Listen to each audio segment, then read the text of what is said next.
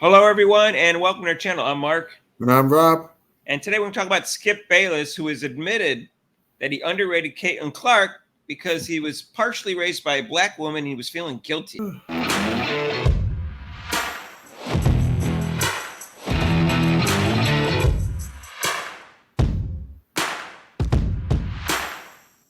And hey, if you haven't subscribed to our channel yet, please do so. Hit the notification bell when you do so you get notified of our next videos. So if you remember correctly, back when it was a little closer, Rookie of the Year contest, although Caitlin Clark was really playing really well, and it looked like she had distinguished herself from Angel Reese, Skip Bayless was going with Angel Reese, even though most people were going with Caitlin Clark. And he used the excuse that, well, I thought she was a great 3-point shooter with the logo threes, and she's just passing great. Like a totally illogical argument for why she wasn't a great player. Right. And now he comes out and admits, that he was wrong. I mean, now he's like, he's talking about her as an MVP candidate, and she's must-see TV and all that stuff. But he looked like he was going to go the LeBron James route, where he was just going to be the person always putting Caitlin Clark down. He turned the corner on that. And this is his reason. He said he was raised by a black woman part-time. Like he was going to his grandmother's house, the way I heard it. And there was this woman named Katie Bell Henderson who also supervised him and helped raise him and taught him morals and stuff like that, which I'm not sure he has such great morals. But anyways, but he said, she saved him, or supposedly that's what he said. And then he said, as I began my TV career, he said, I found I definitely was more comfortable interacting with black commentators because they were just more my style. I had more fun with them. I fed off them. So essentially, he was raised by his mammy, as we say down south. That was typical for most of the white kids down in South. Well, he was in two households because he said he raised in a household that wasn't good, and then he went over to his grandmother's house sometimes. He said Bayless said being raised by a black woman influenced his reluctance to celebrate Caitlin Clark's dominance and popularity in the WNBA. And this is what he said exactly. So here came this white girl from Iowa, and I started watching the WNBA much more closely than I ever have. And I started to think deep down in my psyche, wait a second, she's really good. But I'll be the first to admit I felt guilty saying so on TV or on social media. I did not want to look like this red state white guy cheering for this red state white girl. Our country feels split enough racially already. I didn't want to pour gasoline on that fire.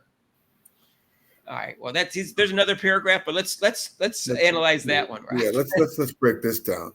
What does that have to do with way that Caitlin Clark plays? That's my first thing. You're a journalist. Journalists, as they always say, I'm a journalist sportscaster. They always like to put that in there. So you're being objective, and when you see someone who's playing very well, no matter what color, there is no color in it. That person is a good player, and no matter if I was raised in a black family, but if I see Caitlin Clark, doesn't mean like, oh, geez, I can't root for Caitlin Clark because my family, I'm a black person. I was raised with blacks, and I lived in a black neighborhood in the ghetto. I can't give Caitlin Clark any props, I guess. I don't know why you would feel guilty about that. Anyways, it seems weird to me. I feel no guilt cheering for Caitlin Clark because I don't care that she's white or not, and I don't care, if she's got some fans that are on the very far right. What he calls a red state white guy cheering for this red state white girl. But I understand Iowa is more Republican than Democrat, but I understand where she grew up. It's actually more Democrat than Republican. So even that part isn't true. And her fans are both liberal Democrats and conservative Republicans. There's no set number of fans that are all to the right. That's silly. So what are the international fans? What are they? Her international fans are what? They're growing, Rob. That's what they are. Yeah. Anyways, he went on. Maybe I was wrong about this. You were.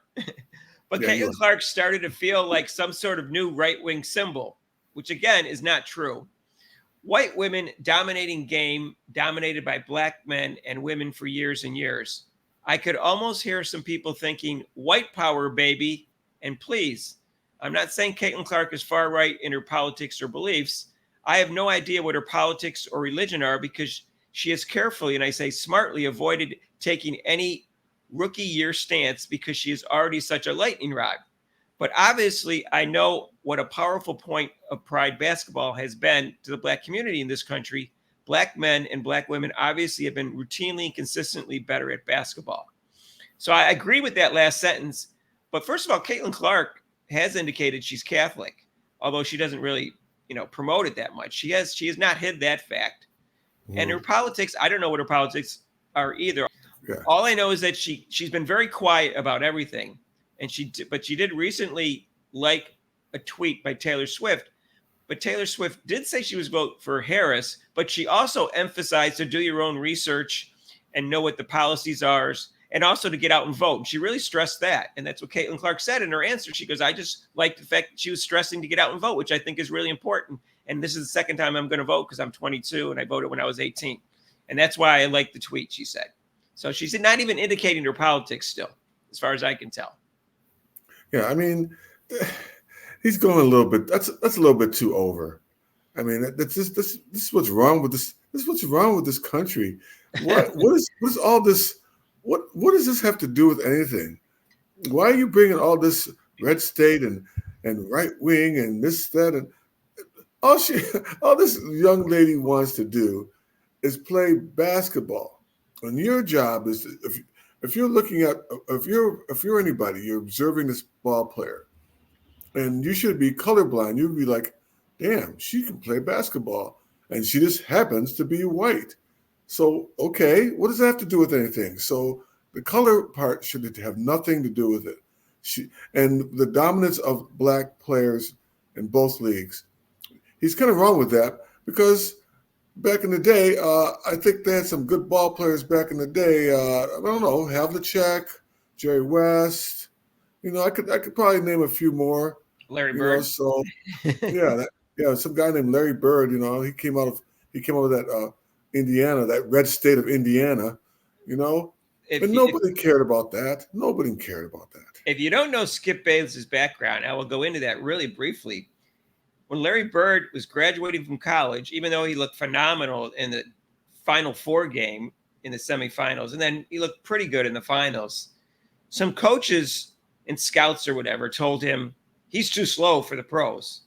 This is his side of the story. And so he wrote an article saying that Larry Bird was not going to be successful in the NBA because he's too slow for the pros. And then lo and behold, he turns out to be a great player. And later he said, well, it wasn't my fault. Normally, I trust my own eyes. It was the coach's fault. They told me he wasn't good enough. And I learned an important lesson to trust my own eyes because I know more about basketball than a lot of them. So not only was he wrong, but he blamed everyone else for him being wrong. So that's his background in terms of a white player. So I just want to point that out. And then he gets in these little things where LeBron James hater for 20 years. He kept underestimating LeBron James and making up reasons for why he wasn't a great player. And I'll tell you right now, he's got him 9th all time because he came up with a list recently. And I think that's way too low for LeBron James. I have him 2nd, but be that as may. He shouldn't be seeing color so much. That's the problem, Rob. Yeah, I mean, that's just so weird that, I don't know, you're, like I said, you're a journalist / broadcaster, and then you already said that you use your eye test, and you just said that he observes people the way they play. He just said that. He's kind of contradicting himself. Why is it, here's this white girl or white woman, taking over the Black women's game. How dare her? I mean, he thinks that he's going to get support from the black people.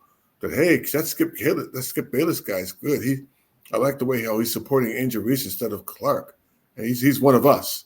No, he's not one of us. And I don't think she's a right wing symbol, and I don't think that's where her fans are. I think her fans are all over the place politically.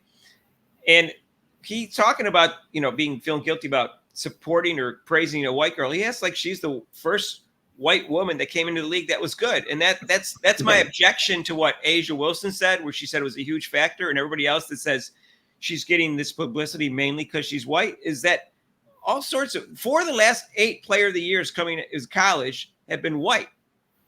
Okay. And guess what? They didn't move the needle, including Breanna Stewart, who was a 3-time player of the year and a 4-time champion. Guess what? She wasn't popular and she's white. So that's not the main reason. And that's didn't she win the MVP last year? Twice. She's won it twice since she's been in the league. And guess what? Nobody even likes Breanna Stewart. She's not popular at all, Rob. Right. Why? Because she's not an exciting player and she doesn't have a likable personality. Caitlin Clark has a likable personality and she's great. She's got great potential. And she's by far, emphasize that, by far the most exciting women basketball player in the history of women's basketball. And that's why she's popular. So you don't have to feel guilty about liking her because she's white. She's popular because she's great and she's exciting. That's the main reason she's exciting. People enjoy watching her play. Yeah, so I don't know. I don't feel guilty about it at all. I just like watching her play. I should be more guilty than you, Mark, because here I am a black man. Shouldn't I be sticking with the sisters and supporting them? You should. No, you should tribalism, Rob. You should do tribalism. But no, like we pointed out before, most black men like Caitlin Clark the way she plays because we know basketball. We don't put a color on it. We ain't worried about the color. So this girl can play. Right. Now, the black women, though, they don't like Caitlin Clark, Rob. There's a lot of tribalism going on there. Yeah. And now we got a white guy who feels he's black. Guilty. Black tribalism when he's really white. I don't understand that. Nice try. Guilty. Like I can't sleep at night if I say Caitlin Clark's a great player. That's a bizarre take. It's just it's bizarre. Yeah, it's very bizarre. I don't care whether he was influenced by a black woman who helped raise him or not. You know, it's just this league and anything connected with Caitlin Clark and race is so weird. And this whole league is just the whole thing is weird to me, Rob. Yeah, it's very strange, Mark. People would stop noticing that she's white and just watch her play. You'd all have a better time. You would. Yeah. And a better life too. All right. Anyway, that's our take, and I'm sticking to it. And if you like this video, hit the like button. If you want to subscribe to our channel, please do so. Hit the notification bell. If you like Caitlin Clark, subscribe to our channel. If you like the Green Bay Packers, my favorite team, subscribe to our channel. Or Rob's Cleveland Browns. You can subscribe. My Browns. for the Cleveland Browns. Okay. Join us live tomorrow. That's Sunday at 3:00. And that's on NBA TV against the Dallas Wings and the Indiana Fever. And then on the 19th, the last game of the year against the Mystics on the 7:00 on Prime Video. So join us for that. And our live show is Monday, 6-8 Eastern time, except for major holidays. And you call in for that show. And if you want to donate to this channel, you can with super chats, super thanks down below. And there's a link to PayPal. And we'll see you in the next video. Peace out.